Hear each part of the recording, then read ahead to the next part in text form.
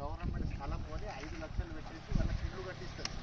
ఒకరికిద్దరికి కాదు, మొత్తం ఊర్లో ఎంతమంది ఇల్లు లేని ఉంటే 2400 రాజశేఖర రెడ్డి కట్టించిండు చూడు, అట్లనే కట్టిస్తుంది. 10 ఏళ్ళు టీఆర్ఎస్కి అవకాశం ఇచ్చినాము. ఈ ఒక్కసారి కాంగ్రెస్ పార్టీకి అవకాశం ఇస్తే అన్నీ మారుతాయి. ఈ ఒక్కసారి ఆలోచన చేసి అందరూ కాంగ్రెస్ ఓటు వేయండి. ఎందుకంటే ఈ పని తెచ్చింది కూడా కాంగ్రెస్ పార్టీ. ఇల్లు కూడా రాజశేఖర రెడ్డి పీరియడ్ లో 300 ఇల్లు వచ్చినాయి.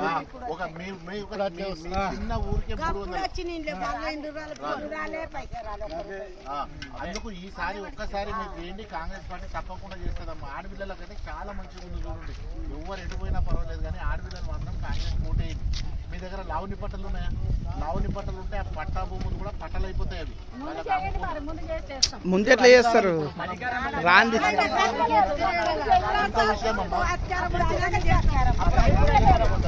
ఇప్పుడు మనమేమో అప్పుడు గార్డులకు గడ్డేసి ఆవులకు పాలు పెట్టుకొస్తాం. ఇప్పుడు మాకేంటి గడ్డి పాలు పెట్టుకోండి, అంతే కదా. కాంగ్రెస్ పార్టీ ఎప్పుడు అట్లా చేయదమ్మా.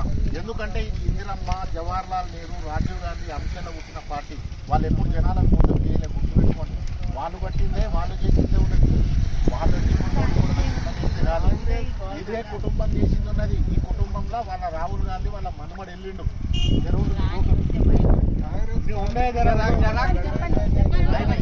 కాబట్టి దయచేసి ఆయన మనుమడు అన్ని వదిలేసి వచ్చిండు.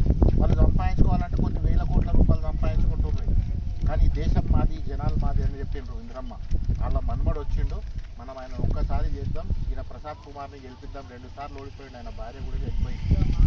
2 పిల్లలు ఉన్నారు. ఆయన జనాలల్లో దిగుతున్నాడు మనకు. ఒక్కసారి ఏంటమ్మా